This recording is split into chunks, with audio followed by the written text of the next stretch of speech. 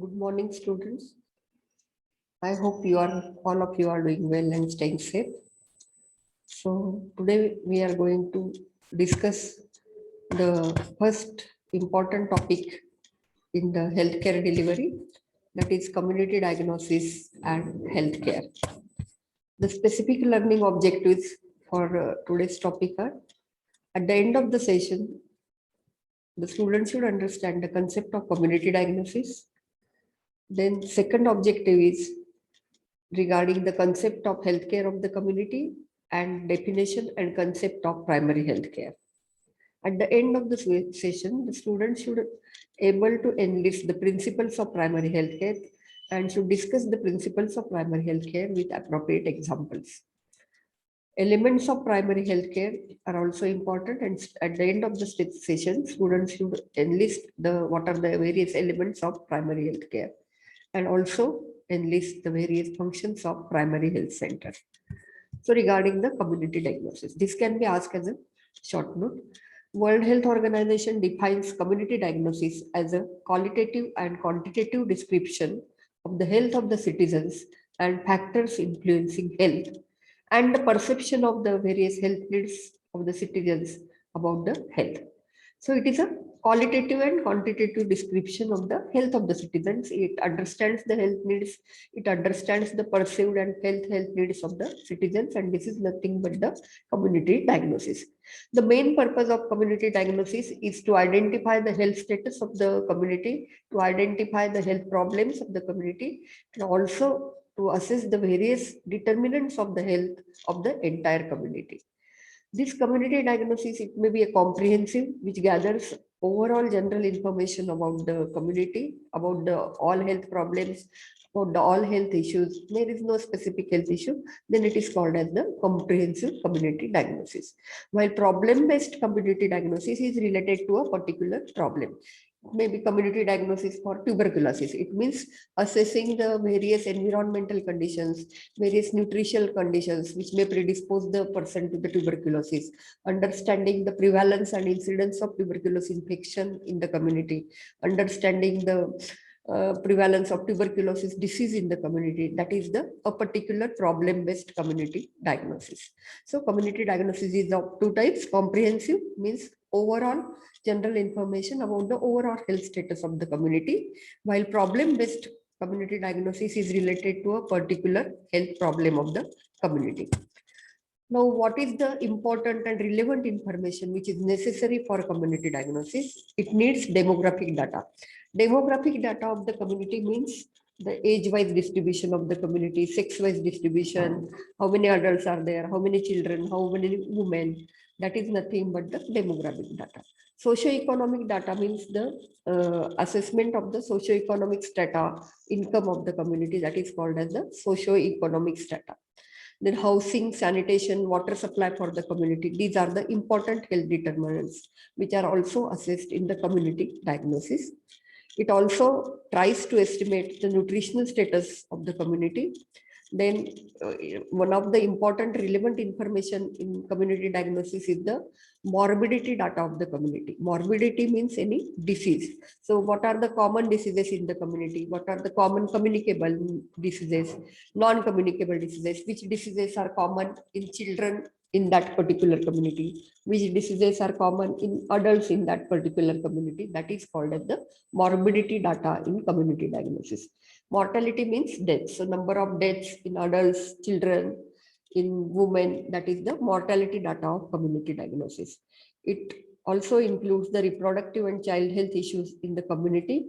Then what is the behavior of the community regarding the accepting the healthcare, regarding the seeking the available healthcare, and what are the available health resources in that community. That is also included in community diagnosis. So that is the relevant information needed for the community diagnosis.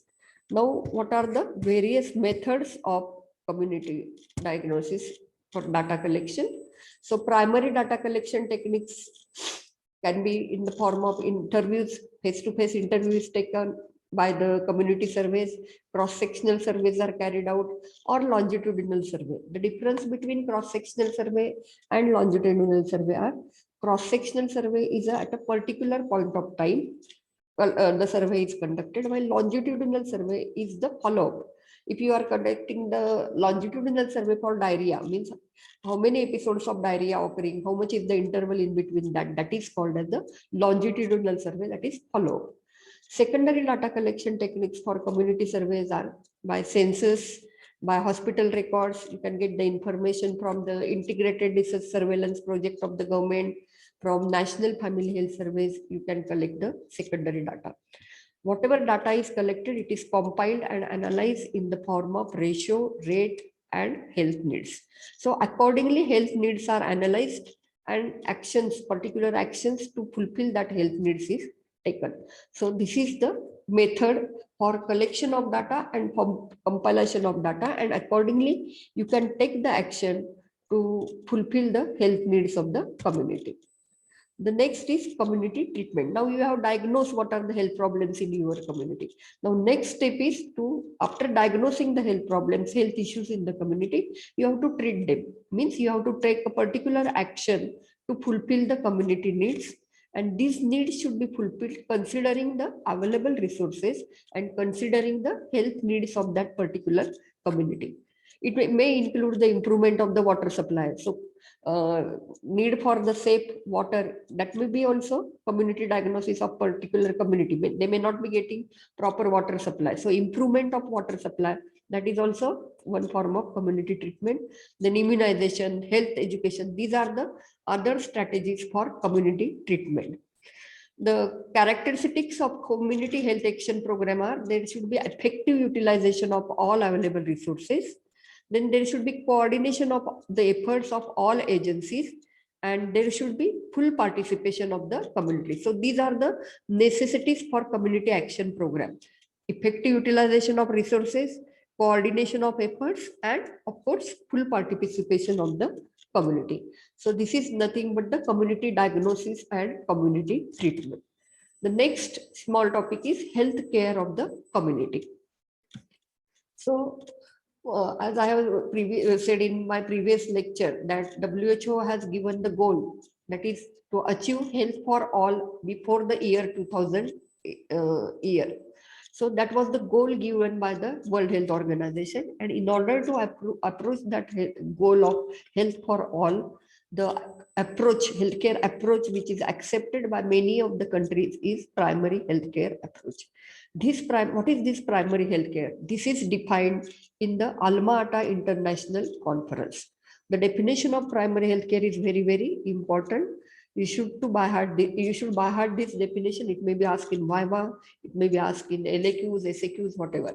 So primary healthcare is essential healthcare, which is made universally accessible to individuals and acceptable to them through their full participation and at a cost community and country can afford. You can change the language, but some important elements of this definition must be there in your definition. So one essential element is that it is an essential healthcare. Second is it should be universally available and accessible to the individuals. And it is accessible through their full participation. So the next important element in the definition is full participation of the community. And the last component is at a cost the community and country can afford. So again, I will repeat the definition. It is the primary healthcare is an essential healthcare made universally accessible to individuals and acceptable to them through their full participation and at a cost the community and country can afford. There is a three-tier healthcare delivery system in India to provide healthcare to the community. It is a sort of three levels of healthcare are there. Primary level, which is delivered by sub-center and primary health center. Secondary level of healthcare is delivered by the community health centers and district hospitals, while tertiary healthcare is delivered by super specialty hospitals, medical college hospitals. So our hospital is a tertiary level of healthcare. Now, primary healthcare is the first and foremost link between people and national health system. So majority of the health problems of the community can be solved at the primary care level, and this can be provided by the primary health centers, sub-centers, and village health guides, trained DIs, multipurpose health workers. These are the health persons who provide this primary level of healthcare. Secondary healthcare, it includes district hospitals and community health centers. This is also called as first referral level. Means if there are any complex health problems at primary level, these patients are referred to the secondary level. Means if any problem is there at PHC level or subcenter level, these patients are referred to the either to the community health center or to the district hospitals for the further treatment. So this is also called as the primary first referral unit. Tertiary level is more specialized level. So specific facilities and specialized health workers are available. For example, pediatrician, obstetrician, gynecologist or psychiatrist, radiologist, all these are available at the tertiary level of healthcare. While at secondary level, physician, surgeon may be available, but at tertiary level, almost all specialists are available and it deals with the complex issues. And tertiary care level, they also train the health professionals. So what are the elements of primary healthcare? This may be asked as a SAQ. So first is health education. Health education is given according to the various, which are the diseases prevalent in that particular community. Accordingly, health education is given. For example, in a particular community, diarrhea is a major health problem. Then his health education should stress about the use of sanitary latrine. Health education should be given about the personal hygiene. Health education should be given about the purification of water, about the food hygiene. So health education is relevant to the health problems in that particular community, and that is an essential element of primary health care. Second is promotion of food supply and proper nutrition. Undernutrition is a major problem in our country. About 40 to 43% under 5 children are suffering from undernutrition. So promotion of food supply and proper nutrition is also one of the important elements of primary health care. Then supply of safe water and basic sanitation. Ensure the supply of safe water and basic sanitation. Maternal and child health care services, including family planning, immunization, then advice regarding contraceptives, all are the essential elements of primary health care. Then prevention and control of locally endemic diseases by various preventive and curative services, appropriate treatment to the particular health problem, and provision of essential drugs. So these are the 8 elements of primary health care. Now, principles of primary health care. You may have a LAQ like define the primary health care and discuss the principles of primary health care with appropriate examples. So don't confuse between the principles and element. There are only 4 principles of primary health care, while there are 8 elements of primary health care. So the first and foremost principle of primary health care is equitable distribution. So health services should be shared to all, irrespective of their age, economic status, irrespective of their ability to pay, irrespective of their sex, religion, caste, etc. So equitable means availability to all without any cost, without any discrimination. That is called as equitable distribution. So according to needs, services should be available to all, in spite of their age, sex, religion, caste, etc. And example of equitable distribution is the population covered by the health centers and hilly areas and at plain areas. At plain areas, accessibility to the health centers is easy because of availability of transport facilities, because of the roads are there, transport facilities are there. So larger population can be covered by health center in the plain area.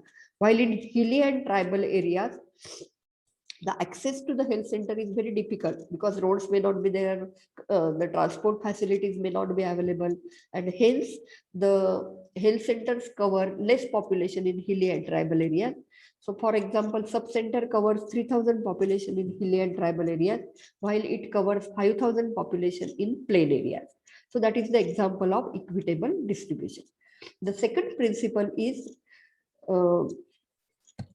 community participation. So primary healthcare cannot be achieved without the involvement of local community. So you have made all the services available. Immunization is available, health education service is available, contraceptives are available. But if the community is not utilizing that services, then it's of no use. So community participation is very, very essential principle of the primary healthcare. So this participation may be passive or participation may be active. So passive participation means utilization of health services. So whatever services are available, if they are utilized by the community, then it is called as passive participation. While active participation means actual involvement of the community in healthcare delivery. That is called as active participation. For example, village health guides, or there are some trained guys who conduct the deliveries, means they are actually involved in providing healthcare to the community, and that is the example of community participation. The third principle of primary healthcare is intersectoral coordination. In the definition of health, we have seen that one concept of health is holistic concept, means almost all the sectors are involved in providing health and maintaining health: agriculture, animal husbandry, food, etc. Hence, there should be coordination of all these sectors: agriculture, animal husbandry, food, industry, education, so that all these sectors will coordinately work together in order to provide healthcare. So this is nothing but the intersectoral coordination, which is the third principle of primary healthcare. The next principle of primary healthcare is appropriate technology. So what is the meaning of appropriate technology? So the technology should be based on the science. So it should be scientifically sound. It should be relevant to the local needs. There is no, if you start a MRI center in a small village where the actual problem is diarrhea, it is not relevant to the local needs. The needs are regarding the piped water supply, needs are about the provision of sanitary latrine, and you are wasting the money in starting CT scan center or MRI center. So it is not adaptable to local needs. So technology should be relevant to the local needs. It should be scientifically sound. It should be acceptable also. The technology which is used, it should be acceptable for the people. For example, if you are using oral rehydration solution for the treatment of diarrhea, it is acceptable because it is non-invasive. You are not starting IV fluids, you are giving it orally, so it is acceptable. So it should be scientifically sound, it should be adaptable to the local needs, it should be acceptable, and it can be maintained by people themselves. So appropriate technology doesn't mean the use of costly equipment, or it doesn't mean the use of costly procedures or techniques. It may be cheaper or scientific technique which is acceptable to all. And the good examples of appropriate technology I would like to give is growth chart and oral rehydration solution. In PARCC, they have given some different examples, but these examples, growth chart and oral rehydration solution, these are the very excellent examples of appropriate technology. Let's take the example of oral rehydration solution. Diarrhea is a common problem in under 5 children. At peripheral level, pediatrician is not available to start the IV fluids or to give the treatment. So ORS sachets and more than 90% of diarrheas can be treated by oral rehydration solution alone. There is no need of IV fluids, there is no need of antibiotics in about 90% of diarrhea cases. So ORS is an excellent example of appropriate technology because it is acceptable, adaptable to the needs, and can be used by the peripheral workers, and it is of course scientifically sound. So these are the 4 principles of primary health care: appropriate technology, intersectoral coordination, equitable distribution, and community participation. Okay, now who are the healthcare providers at community level? At the village level, local guides are the important healthcare provider. In every village, there are some trained guides, means they are the traditional birth attendants who can conduct the delivery by means of their experience. They may not be having scientific knowledge. So these traditional birth attendants are identified, and a special training is given to them for 30 days. And during her training, each DAI is required to conduct at least 2 deliveries under the guidance of health worker. So at village levels, you can reduce the infant mortality rate and maternal mortality rate by this DAI training program, because health workers or doctors may not be available at remote villages. So you can train the local DAIs and provide the health services. So this is again the appropriate technology and equitable distribution. Second is Anganwadi worker. Second worker who provides health services at village level is Anganwadi worker. One Anganwadi caters the population of 400 to 800. You will come to know the details about Anganwadi in your second year. But remember now at this level is that Anganwadi worker is also one of the important healthcare provider at village level. She is not actually health worker, but she can assist the health worker to conduct the health checkups. She can assist the health workers in immunization, supplementary nutrition. She can provide health education or non-formal preschool education through the Anganwadis. Anganwadis are there in all rural areas.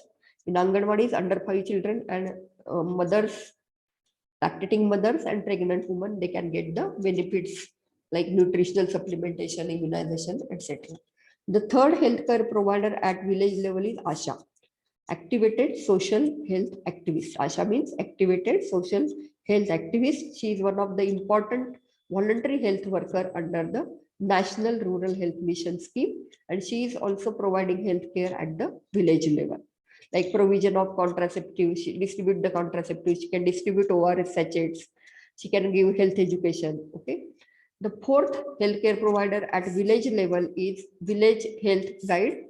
So village health guide can also provide the health services at village level. Then next comes the subcenter level. So 3 to 4 villages are under one subcenter.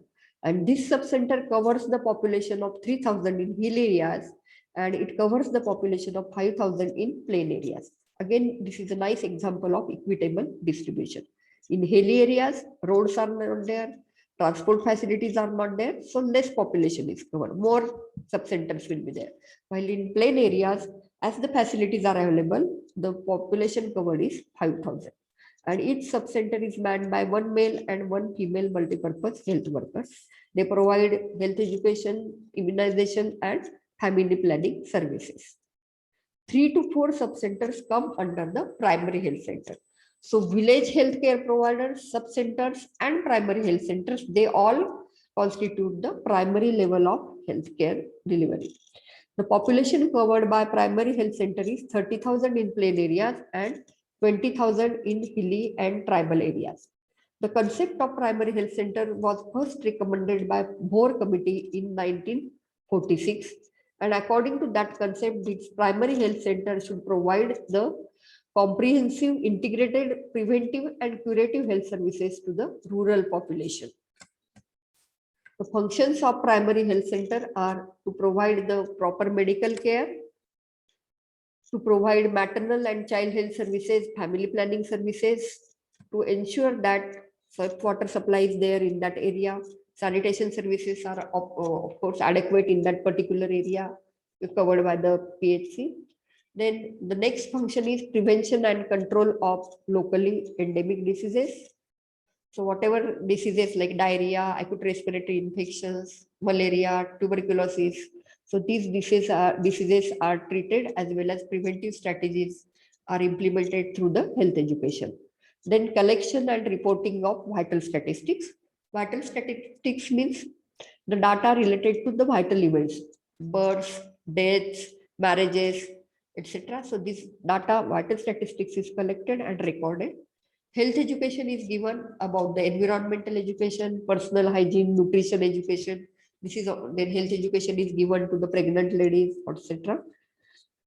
Then various national health programs are implemented at primary health center level, like revised national tuberculosis control program is implemented. DOTS treatment is provided to them. Then immunization program is implemented, and immunization vaccines are available free of cost to all the under 5 children. Then referral services are there, means simple health problems are tackled at the PHC level. But if difficult health problems are there, these patients can be transferred to the higher level, either to the district hospital or to the tertiary health center. For that, ambulance facilities are available at primary health center level. So referral services are there. Then training component is also there for PHC, training of health guides, training of local guides, then training of various health assistants, ASHA workers, Anganwadi workers. So relevant training is given for the treatment of the community. And usually the medical officer of the primary health center, he has the responsibility to train the paramedical workers as well as medical workers. So the main captain of this primary health center is the medical officer of PHC, and overall in charge of that PHC is medical officer. And all the elements like medical care, implementation of national programs, or training of medical and paramedical workers, these are under his control. Then basic lab facilities like urine examination, routine blood examination, then peripheral smear for malarial parasites, blood sugar. So these basic lab services are also available at primary health center. So functions are to provide appropriate curative services. Medical care means curative services to the locally endemic diseases. Then maternal and child health services, which includes growth monitoring, services provided to the pregnant ladies, conduction of safe deliveries at PHC levels, advice is given regarding family planning, distribution of contraceptives, even the MTPs can be conducted at some PHC level. Then the next is ensure safe water supply and ensure that sanitation is proper in that area. Then implementation of prevention and control of locally endemic diseases by means of safe water supply, by provision of sanitary latrines, the diseases which are endemic in that area can be prevented. Then records of vital statistics are maintained. Health education is given to the mothers of under 5 children. Health education is given to pregnant ladies, etc. Various national health programs are implemented free of cost, and training component is also there. So don't confuse between the elements of primary health care and functions of primary health center. Almost the same are there, but primary health center, the vital statistics maintenance or training, these are the important functions, and elements are different, which are the essentialities of primary health care. The secondary healthcare level is by community health center, which caters the population of 80,000 to 1,20,000. It acts as a first referral unit, means whatever complex cases are there which are dealt at this level, the routine and emergency services for medicine, surgery, pediatrics, and obstetric gynec are also available at community health centers. The specialist, physician, surgeon, pediatrician, then gynecologist, these are available at community health center, which is community health center is also called as rural hospital.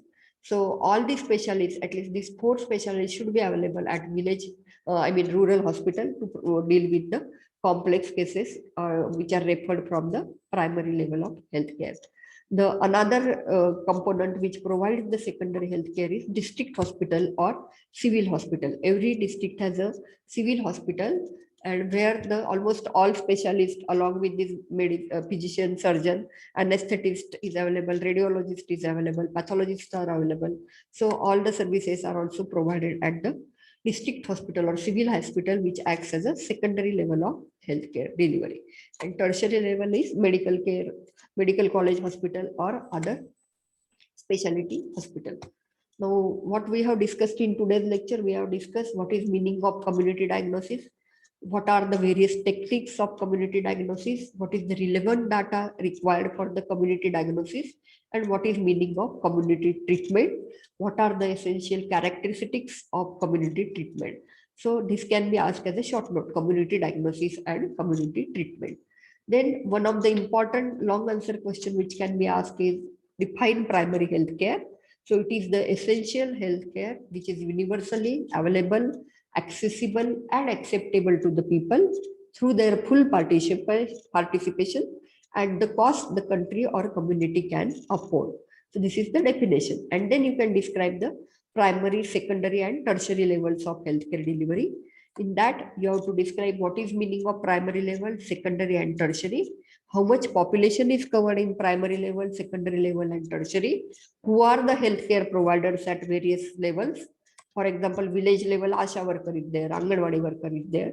So describe them in detail. So that is the levels of healthcare. Then sometimes the question may be define primary healthcare and discuss the principles of primary healthcare. So principles are equitable distribution, community participation, intersectoral coordination, and appropriate technology, and give the what is describe each principle in detail and give the proper examples. Then sometimes short notes may be elements of primary healthcare, or there are 8 elements of primary healthcare, like maternal and child health services, health education, preventive and curative services, ensure safe water supply, ensure proper diet. So these are the elements of primary healthcare. Then you have to, sometimes the question may be discuss the functions of primary health center. So that is curative services, implementation of national health programs, collection and maintenance of vital statistics, training of health workers, etc. And the last is community diagnosis and treatment. So this is about the today's lecture. I hope all of you have learned it properly. Thank you.